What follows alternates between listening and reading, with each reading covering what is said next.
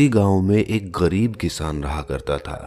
कुछ बीघे जमीन ही उसकी कुल संपत्ति थी। उसी से वो अपना घर का खर्च चलाता था।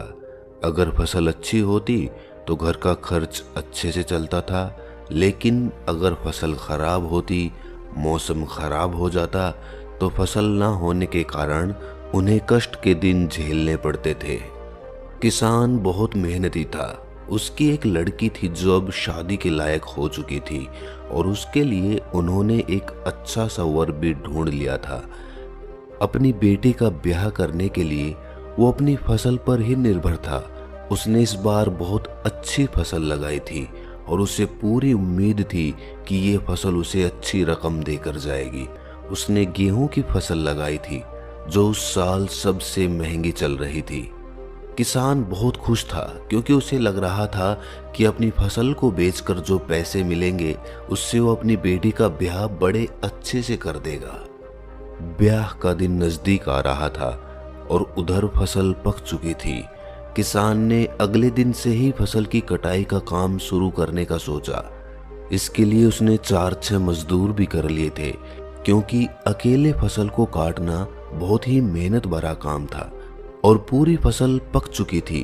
अगर अब उसे काटने में देरी की जाती तो फसल को खराब होने का खतरा था।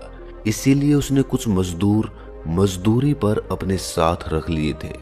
रात को किसान ये सोचकर सोया था कि अगले दिन से ही मैं फसल की कटाई का काम शुरू कर दूंगा, लेकिन होने को कुछ और ही मंजूर था। रात को अचानक आसमान में काले बादल घिर गए, बिजली चमकने लगी और कुछ ही देर में वहां पर वर्षा शुरू हो गई। वर्षा होती रहती तो भी इतनी चिंता की बात नहीं थी, लेकिन वर्षा के साथ कुछ देर बाद ओले भी गिरने लगे, जिसकी वजह से पूरी फसल बर्बाद हो गई। अब किसान की सारी उम्मीद टूट चुकी थी और साथ ही टूट चुका था उसका बेटे का ब्याह, क्योंकि अब उसके पास दहेज देने के लिए बिल्कुल भी धन नहीं था। वो अपनी बेटी का विवाह करने में भी सक्षम नहीं था, क्योंकि पूरी उम्मीद उसने अपनी फसल से लगा रखी थी, लेकिन वो उम्मीद पानी और वर्षा के साथ बह चुकी थी। ये तकलीफ उस किसान की बेटी सहन नहीं कर सकी और एक दिन उसने आत्महत्या कर ली। समय ने ऐसी करवट ली कि एक वर्षा ने, एक बारिश ने उस किसान की पूरी जिंदगी बर्बाद कर दी। वो इस बारिश के कारण अपनी बेटी को खो चुका था। दुख और तकलीफ में वो भगवान को कोसने लगा। वो चिल्लाए जा रहा था और कह रहा था कि सबके पीछे उसका हाथ है। अगर वो भगवान उस रात बारिश नहीं कराता तो मेरी बेटी आज जिंदा होती, उसका ब्याह हो जाता। लेकिन वो भगवान, वो अन्न का देवता ये चाहता ही नहीं था कि मेरी बेटी जिंदा रहे। उसे पता ही नहीं है कि दुनिया कैसे चलानी चाहिए, और ये कह कहकर वो भगवान को गाली दिए जा रहा था।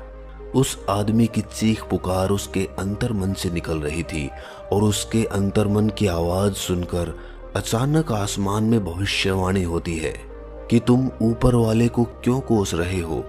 वो जो भी करते हैं अच्छा करते हैं, लोगों की भलाई के लिए करते हैं। भले ही तुम उस चीज को नहीं देख पा रहे, लेकिन तुम एक दिन जरूर समझ जाओगे कि जो होता है वो अच्छे के लिए होता है। ये सुनकर वो किसान और ज्यादा आग बबूला हो जाता है। वो अन्न के देवता को दुत्कारता हुआ कहता है कि अगर वो उस रात बारिश नहीं करते तो सब कुछ अच्छा चल रहा होता, लेकिन उस बारिश के कारण क्या अच्छा हुआ, किसका अच्छा हुआ? सभी किसानों की फसल बर्बाद हो गई और तुम कहते हो कि जो होता है अच्छे के लिए होता है। दुनिया कैसे चलाई जाती है वो मैं तुम्हें बता सकता हूँ। तुम भगवान हो, अन्न के देवता हो, लेकिन तुम्हें नहीं पता कि दुनिया कैसे चलानी चाहिए।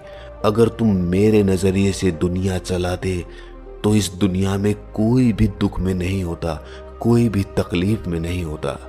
ये सुनकर आसमान में से एक और भविष्यवाणी होती है। इस बार भविष्यवाणी में कहा गया था कि प्रकृति की सारी ताकत, देवताओं की सारी ताकत तुम्हें सौंपी जाती है। अब तुम अपने हिसाब से दुनिया चलाओगे और देखते हैं कि तुम्हारे हिसाब से चलाई हुई दुनिया में कितने लोग खुश रहते हैं। और इसी के साथ उस किसान के पास सारी ताकत आ चुकी थी। अब वो अपने तरीके से प्रकृति को काबू कर सकता था। जब चाहता तब बारिश करा सकता था, जब चाहता तब धूप निकाल सकता था या हवा चला सकता था। अब सब कुछ उसके हाथ में था, उसके काबू में था। चूंकि वो आदमी किसान था, इसीलिए उसने सोचा कि सबसे पहले मैं किसानों को ही खुश करना शुरू करता हूँ। उसने अच्छी फसल तैयार करने के लिए उसको उतना ही पानी दिया, उतनी ही बारिश कराई जितनी की उन पौधों को जरूरत होती थी।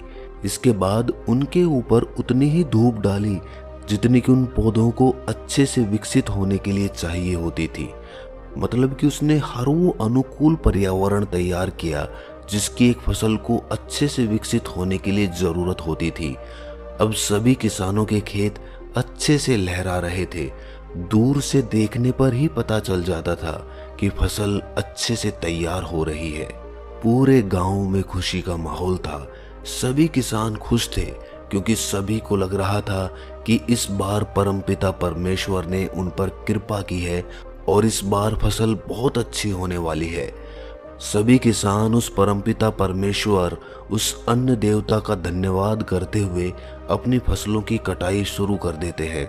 फसल कट चुकी थी, लेकिन जब उसमें से दाने निकालने की बात आती है, गेहूं को बाहर निकालने की बात आती है, तो पता चलता है कि उस फसल के अंदर गेहूं के दाने थे ही नहीं।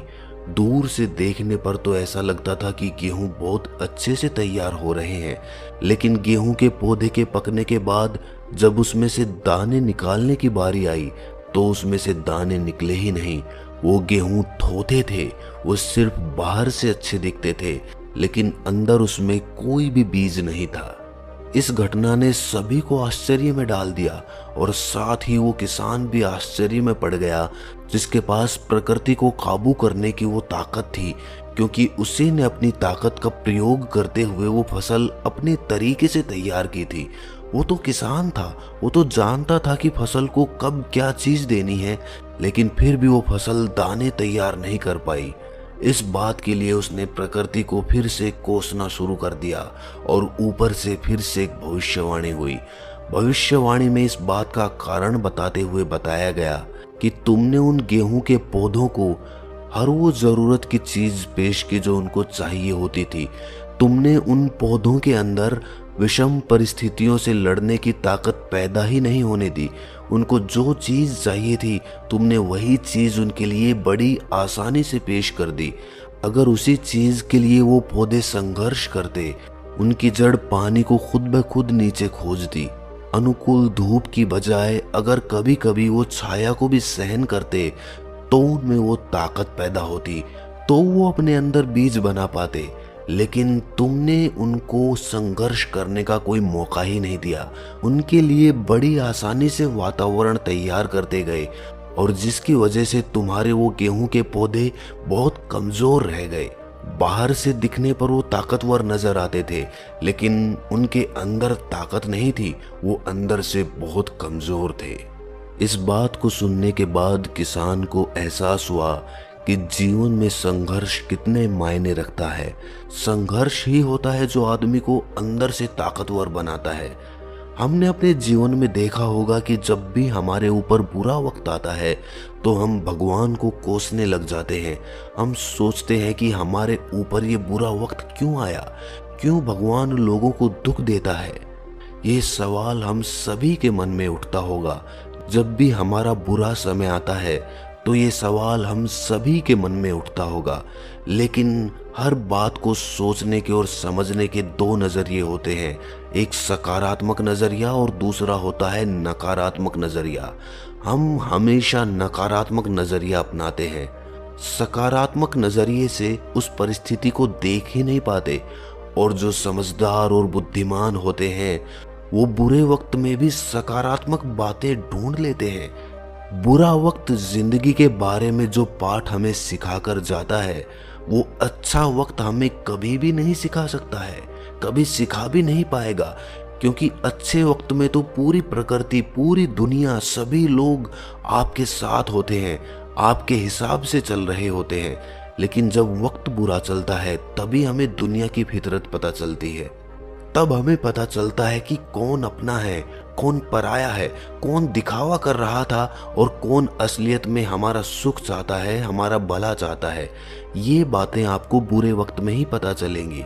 और इसके साथ साथ बुरे वक्त को सहन करते करते, उसको जीते जीते हम अंदर से इतने मजबूत बन जाते हैं कि कितनी भी विषम परिस्थिति हमारे मन को नहीं हरा सकती।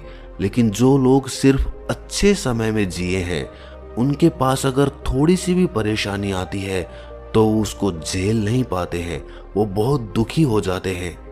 आपने देखा ही होगा कि जो बच्चे बहुत ज्यादा देखभाल में पले बड़े होते हैं वो बहुत कमजोर होते हैं, उनको जल्द सर्दी पकड़ लेती है, जल्दी ही वो बीमार हो जाते हैं और परिस्थितियों को झेलने की ताकत भी उनमें बहुत कम होती है। लेकिन वहीं दूसरी तरफ जिन बच्चों की अच्छे से परवरिश नहीं हो पाती, मतलब माँ बाप जो अपने काम की वजह से उन पर इतना ध्यान नहीं दे पाते, जैसे लोहार के बच्चे, बागड़ियों के बच्चे, भले ही वो बच्चे पढ़ाई लिखाई में कम हों क्योंकि उनके पास उतनी सुख सुविधाएं नहीं होती, लेकिन अंदर से, मन से, शारीरिक रूप से वो बच्चे बहुत मजबूत होते हैं। उन बच्चों को सर्दी या बुखार इतनी जल्दी नहीं पकड़ता जितना कि ठीक से देखभाल हो रहे बच्चे को पकड़ता है।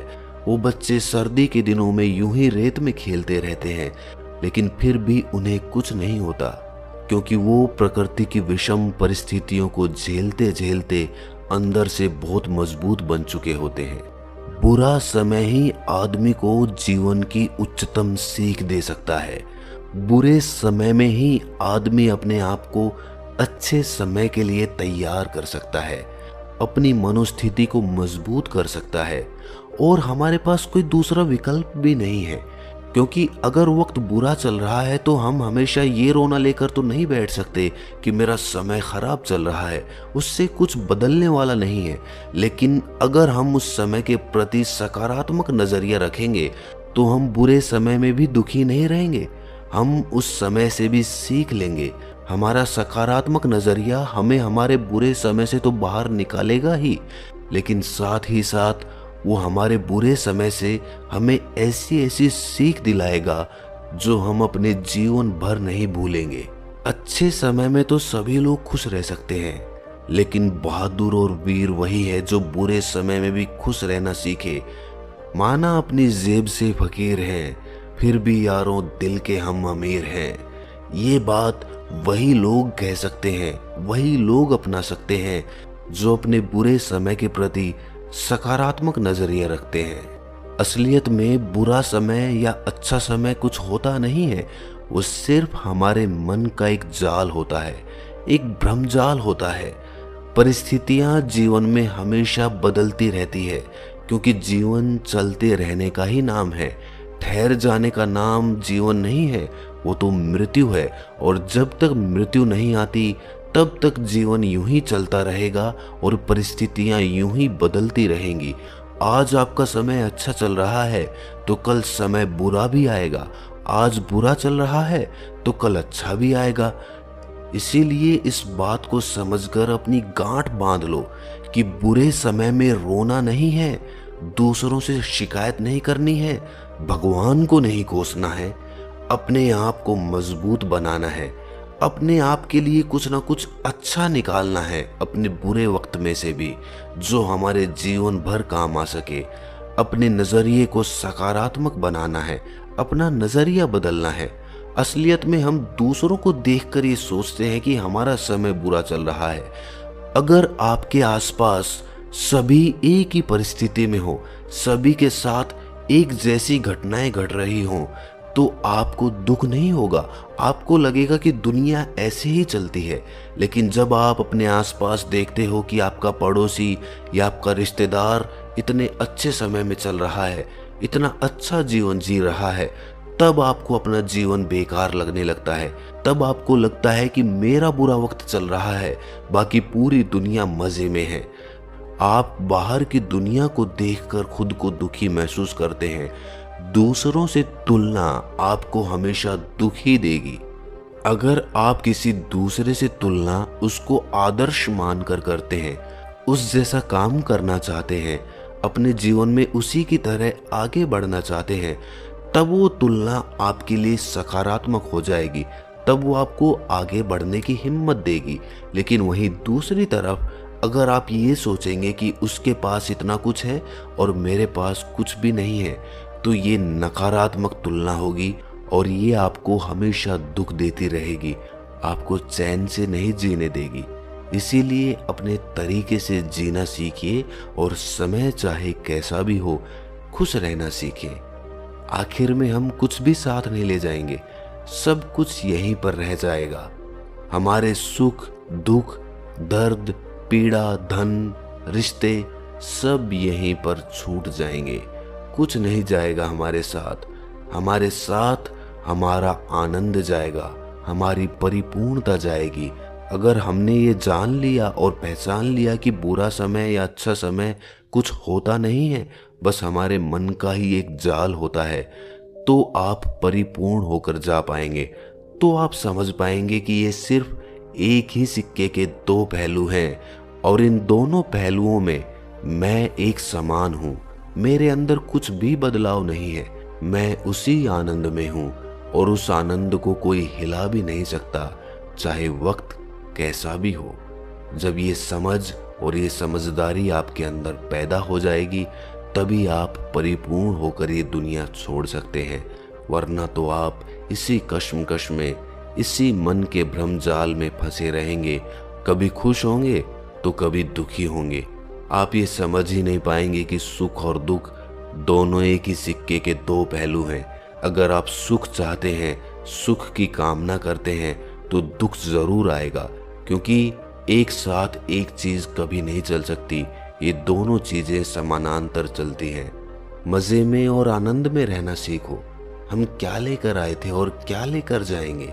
हम सिर्फ अपने कर्म करते हैं। उस कर्म का फल हमारे हाथ में नहीं होता है और उस कर्म के फल की चिंता ही हमें सुख या दुख देती है।